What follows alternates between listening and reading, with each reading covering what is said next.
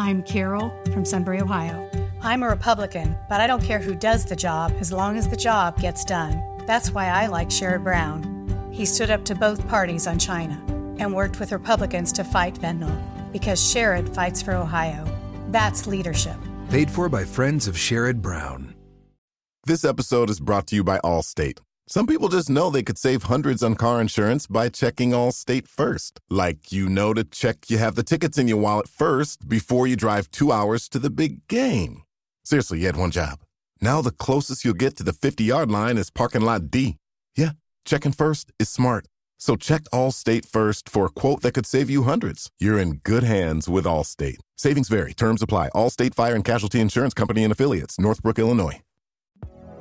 You know when you reach that age where everyone and their mother won't shut up about their credit scores, yet it seems like no one really understands what's so special about those 3 random numbers? That's because credit scores are meaningless, unless you have Credit Karma to show you how to use them. We use those 3 random numbers, plus your financial profile, to help you find your next opportunity. Like a more rewarding credit card, a game plan that helps you pay down debt faster, or a personal loan to help you save more on interest payments each month. Cha-ching! Download Intuit Credit Karma today to get started. Thanks for choosing this free Anfield Index podcast. If you'd prefer to listen to this or any of our other shows without adverts, then now's the time to check out Anfield Index Pro. With AI Pro, you can supercharge your entire listening experience. You'll not only get all of our podcasts without the ads, but you'll have them far faster with our Quick Publish feature available exclusively for subscribers. AI Pro also puts you in the heart of our sound studio, with an option to listen to many of our shows live and interact with the podcasters in real time as the shows are recording. Upgrading couldn't be easier. AI Pro is available on all popular podcast platforms. Just head on over to AnfieldIndexPro.com and get started today. Hello and welcome to Daily Red, your lunchtime catch-up on all things Liverpool FC and your daily reminder that the Reds are indeed top of the league. Not just that, the Reds are motoring along nicely in the Champions League. A 1-0 win away to RB Leipzig last night. Darwin Núñez with the only goal of the game, tapping home from very close range from a Mo Salah headed. I'm going to call it a headed pass because I'm sick of Darwin getting shit over this, and I remain convinced that it was going to hit the post and bounce out. I remain convinced that Mo was heading it back across goal. If it went in, great, but he was trying to find someone moving in on it, and that's what I'm going to believe. It's a Darwin Núñez tap-in from close range that give us our 3rd win in 3 games. One of only 2 teams who've accomplished that. It is us and Aston Villa. Now, Villa have a slightly better goal difference. They're +6, we're +5. They have not conceded a goal to their credit through their 3 Champions League games. We obviously conceded 1 in our first game, very early in that game, against AC Milan. I would argue we have played the tougher schedule. Now, we've both played Bologna, and we've both beaten Bologna. They played Bayern at home. We played Leipzig away. They're level, top of the league in Germany. It's just goal difference separating them. I will allow that Bayern are the better team, but Bayern got pumped last night by Barcelona. So I'm not sure this is a great Bayern Munich team. It's coached by Vincent Kompany after all. In our first game, we played AC Milan. In theirs, they played Young Boys. So we have had the tougher schedule. And we sit with 9 points, just like them, ahead of the rest. And obviously we are, as I mentioned, top of the Premier League. And now 12 games into Arne Slot's tenure at Liverpool, we're looking at 11 wins. And I mentioned this on Raw last night after the game with Trev and Guy. If you haven't heard that pod, please do go and give it a listen. Dan Kennett, the one and the only, he had up some defensive numbers. 12 games played, 7 clean sheets, 8.7 XG conceded, 1.9 of which came when we were leading by 3 clear goals, only 5 goals conceded. And this is when we're playing a midfield made up of 3 number 8s. So this is not just about the individual brilliance of Virgil and Ibu. It's also about the coaching and the setup. Now, admittedly, there are times when we're a little bit easy to play through. And I refer you back to my previous comment of, this is a midfield made up of 3 number 8s. There is not a number 6 in this midfield. There's nobody playing like a number 6 in this midfield. You've got 2 guys playing like number 8s and playing well in Gravenberch and Alexis. And you've got Dom, who's ostensibly meant to be the 10, but is also playing like an 8. And again, also playing pretty well. Now, some people are criticising some of his work on the ball, and that's absolutely fair, but his off-the-ball work and his pressing has been amazing. These 3 guys are making it work. And they're making it work because of the coaching, because of the information, because of the direction they're getting. And Dan followed up his tweet about our defence with a comment about the level of coaching. So when are we going to have the debate about how much actual coaching went on at Liverpool the last 2 years? I'm not buying that's just a massive surge of individual and team natural development in 3 months. I think the answer is clear. I don't think Jurgen Klopp was coaching this team the last 2 years. I think Pep and Linders was. And I think if you watch half an hour of Red Bull Salzburg, you'll agree with me. Because they're playing in the exact same way that we played last year. And their defensive structure is the same mess that ours was last year. And they're conceding goals left and right. So, it's not that Arne Slot is a better coach than Jurgen Klopp. He may be. He may be a better coach than Jurgen. Certainly nobody would claim he's a better manager than Jurgen. But as a coach, he might be better than Jurgen. But Jurgen's strength was in his management. It was in his motivation. It was in his man management. It was in his planning. The coaching, that's what he had Buvac for. That's what he had Linders for. He would have involvement, but they would handle many of the sessions and most of the sessions. But it became pretty clear in the last 2 years that Jurgen handed much more of that over to Pep and Linders. And the Liverpool team we saw over the last 2 years did not resemble a Jurgen Klopp team. It resembled a team that played for NEC in the Netherlands when Pep and Linders was there. And I saw one comment replying to Dan saying, well, in fairness, we almost won the league last year. No, we didn't. No, we didn't. We didn't almost win the league last year. We had spells where we were top of the league. But we didn't almost win the league. Let's not be silly.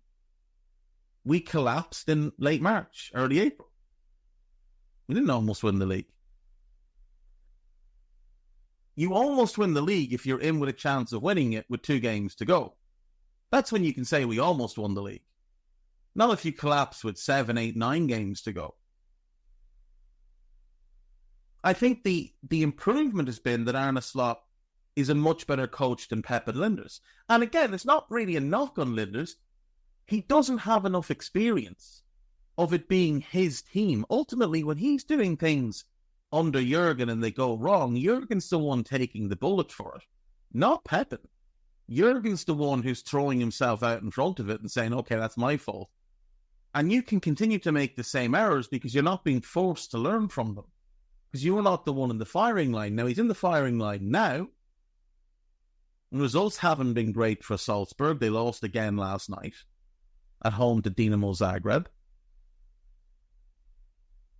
They've been pumped a couple of times. He's learning now. And you can see it, to his credit. There has been slight alterations from the first handful of games to the last handful of games. There hasn't been enough alterations, but there's been slight alterations. So he's learning on the job. Because he's been forced to now. He was never forced to before. Arne Slot had to learn on the job. He's had to take his lumps at other clubs.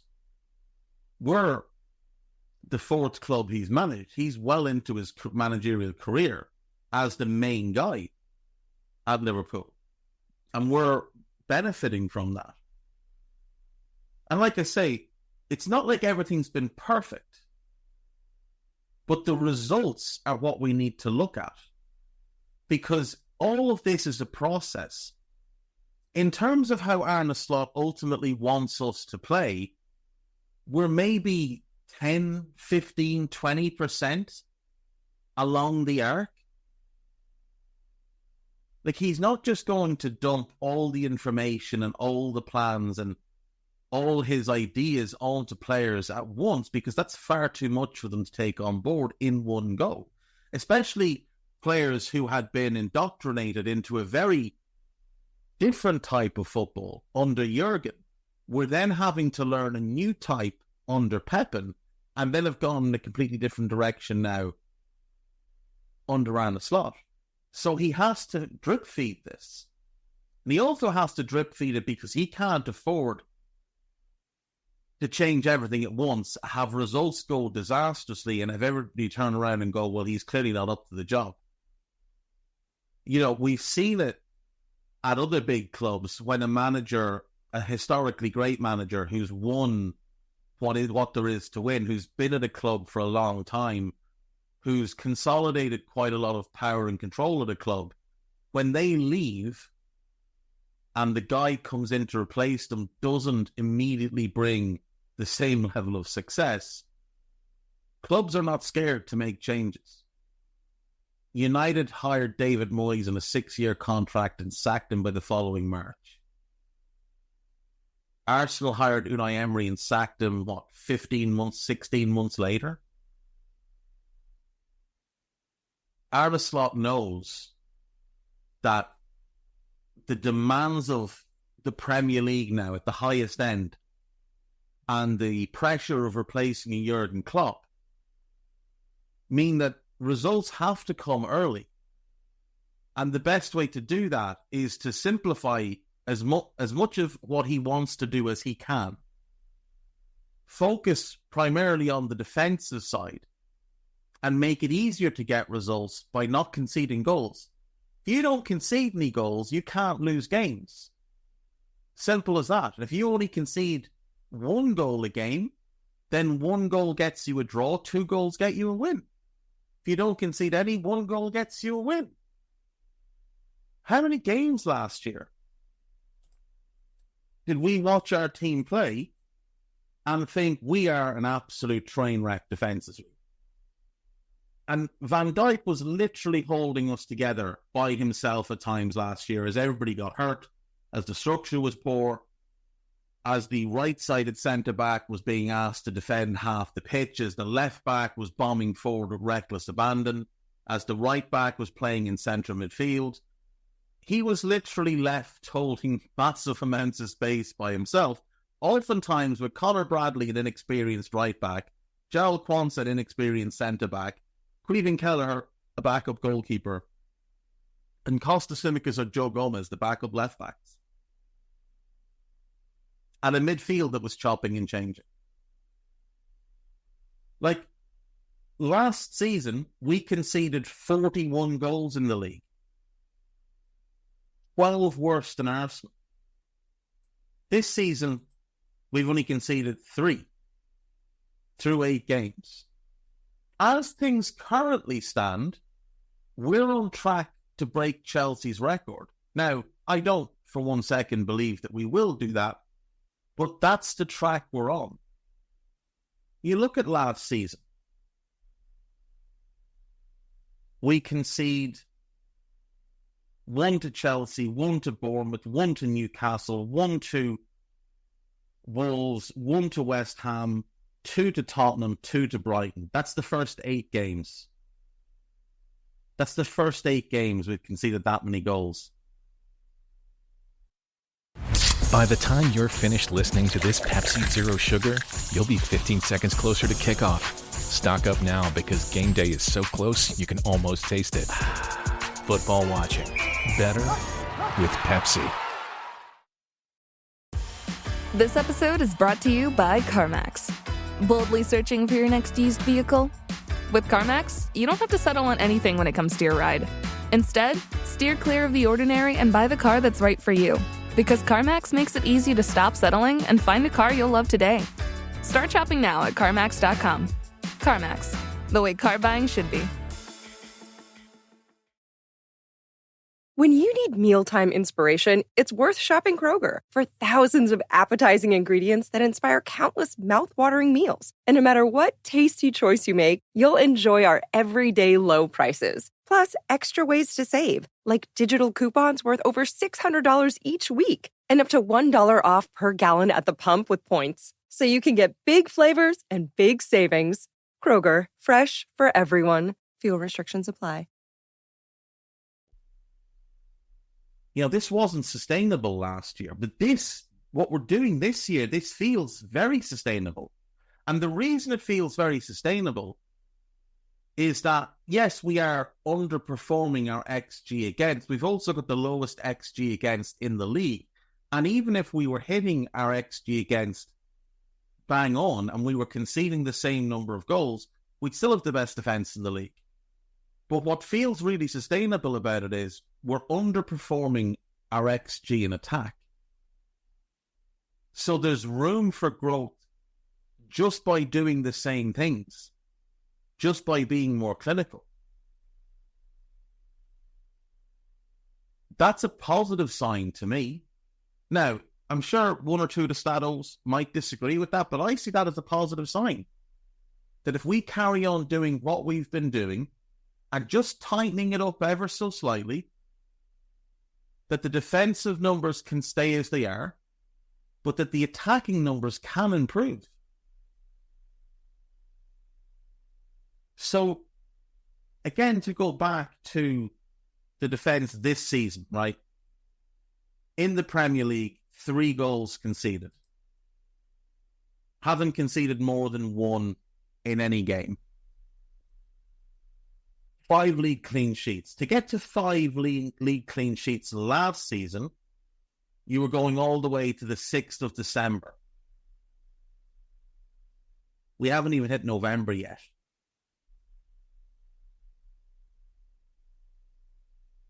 To get to 7 clean sheets in all competitions last year, it's the same game. It's that same game. It's the Sheffield United game on December 6th. That was our 7th clean sheet in all competitions, our 5th in the league. That was 15 games into the league season. 2 League Cup games is 17. And 5 Europa League games. So 22 games to get 7 clean sheets last season, 12 this season. Nobody has scored more than 1 goal against us this season. In our first 12 last season, you had Tottenham and Brighton manage it.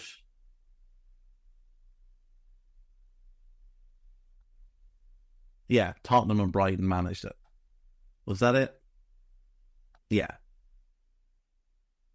And then shortly thereafter, Toulouse managed it as well. And then it would start, there's a bunch of games as well, just conceding 1. There's a Fulham game where we concede 3. This season, we don't look like conceding more than 1. Most games, we don't even look like conceding 1. Now, again, last night, we had to rely on our goalkeeper to make some big saves, but that's why he's there. Like, I really do hate this idea that teams are riding their luck because their goalkeeper makes saves. But don't play a goalkeeper then. If you're so confident in your team's ability to not concede any goals, play without a fucking goalkeeper and see how you get on. Like, that's what he's there for. That's what he spends his life training for, is to make saves. So what, we're meant to apologise because our goalkeeper does his job? It's like saying, well, City ride their luck because Erling Haaland scores goals. It's what he's paid to do. That's their job. As simple as that. Things are going really well for us right now. They are. They just are. 11 wins from 12 is an unbelievable start. 6 away wins on the bounce. The first time we've ever done that in the history of this unbelievably successful club. And there will be tougher games to come. We know that. Like, we've got tougher games to come. We've got a tough run coming up. Nobody's denying that. Arsenal, Brighton again, Leverkusen, Villa, Southampton, it's an easy one, it should be, Real Madrid, Man City, Newcastle, Everton. That's a really tough run. It's 10 games in which we will learn a lot about this team. But ultimately, like, if we lose the Brighton Cup match, it doesn't matter. If we lose one of the 2 Champions League games, it won't matter. We're already in such a secure position. We only probably need 1 more point to advance. Now, we obviously want to advance in the top 8 as one of the automatic qualifiers for the last 16. But that's probably another 7 points gets us there. We've got 5 games left. We're in a great position in the Champions League. And we're top of the Premier League. We're top of the Premier League with 1 league match left in October. Nobody thought we'd be here. Nobody did. They were writing us off pre-season. They were writing us off from the minute Jurgen Klopp announced he was going. Be it Gary Neville and his stooges in the press, or the fans of every other club around the country. They were writing us off and saying it was over, that we were going to fall away. But if you were paying attention, you could see there was more to come from this team. The floor for this team was 3rd. And in the last 2 seasons, we failed to achieve that and just achieved it last year. We finished 3rd. But this team had a lot more to offer. Because a team that has world-class players, 4 of them, you could argue borderline 5 with McAllister, but 4 of them, Alexis, Trent, Virgil, and Mo. There are not many clubs in world football that can claim to have 4 world-class players. City probably can. You'd certainly say Rodri, you'd certainly say KDB, you'd certainly say Haaland. I think Bernardo Silva is world-class. You could argue about others. Gvardiol is on the track for certain, but I don't think he's there yet. I don't think Arsenal have any world-class players. I think they've got a lot of very good players, but I don't think they've got any world-class players. Like, Saka is very, very good. I think he will be world-class. He's not right now. Martin Odegaard, you could argue Odegaard. And I would grant Odegaard, I would say, is probably world-class. But Saliba's not. Maybe he gets there. Maybe he doesn't. I think Calafiori has the potential if he can stay healthy. But I don't think they've any. We have 4. And they're a good team. But we have better individuals than them. And we should have had a better manager than them last year. We did have a better manager, it's just that he wasn't coaching the team. So we gave up that advantage. Now we've taken it back. And I think if we get through this 10-game run, and let's say we draw with Arsenal, let's say we lose to Brighton in the Cup, right? Throw that one out there. We lose to Brighton in the Cup. But we beat them at home in the league. And then let's say we beat Leverkusen home in the league. In the Champions League, rather. Which I think we can do. And then let's say we beat Villa home in the league. Which again, I think we can do. And we'll go to Southampton and win. I think a draw against Real Madrid is a good result. Let's say we draw with City, draw with Newcastle, and then beat Everton, right? So that's win over Brighton, win over Villa, win over Southampton, win over Everton. 4 wins, 3 draws in the league in the next 7 games. That's 15 points.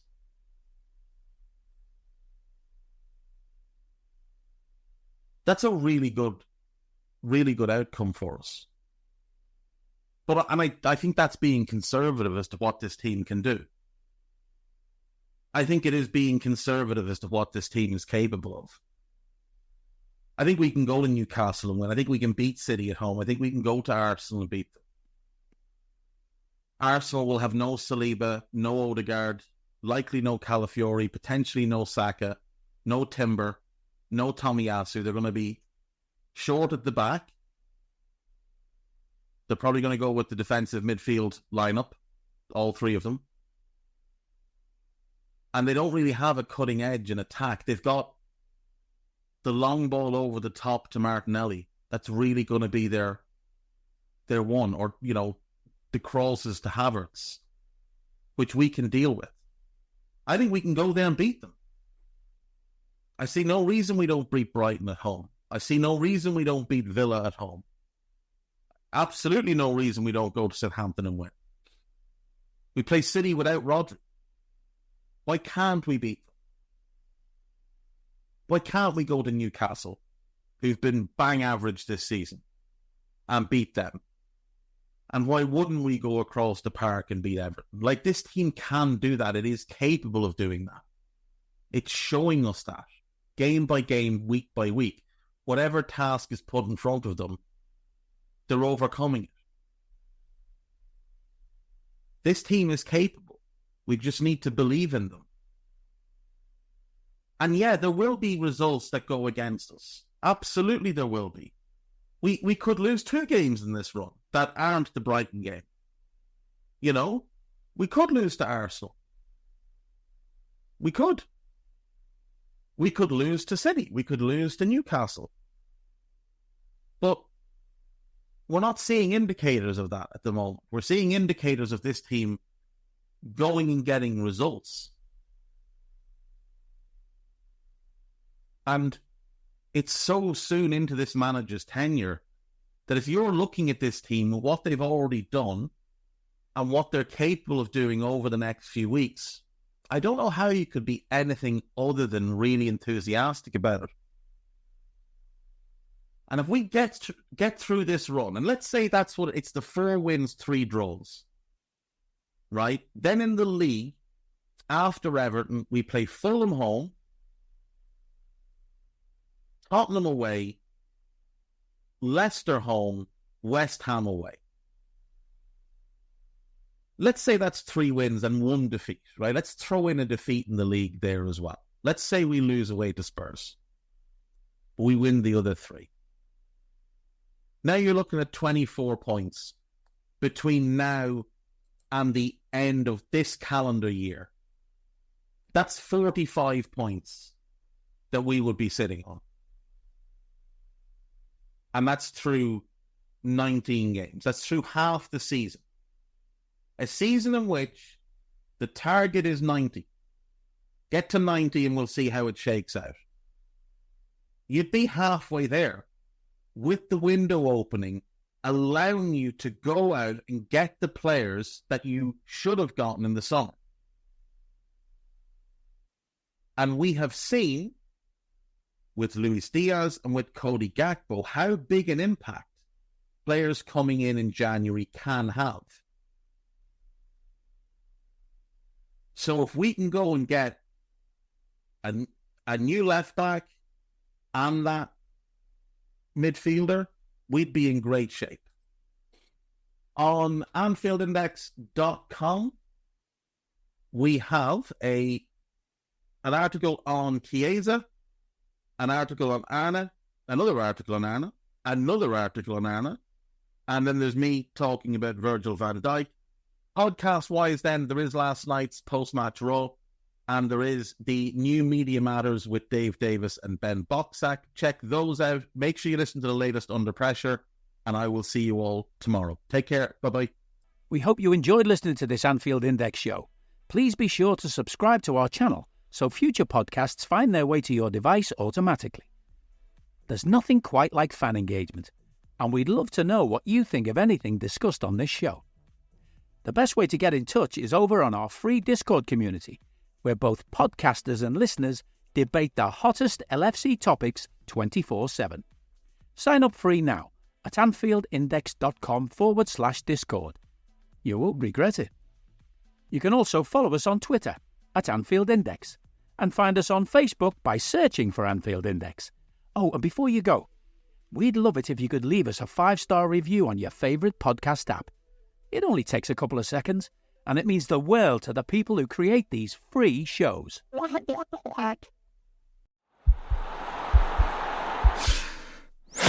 This podcast is part of the Sports Social Podcast Network.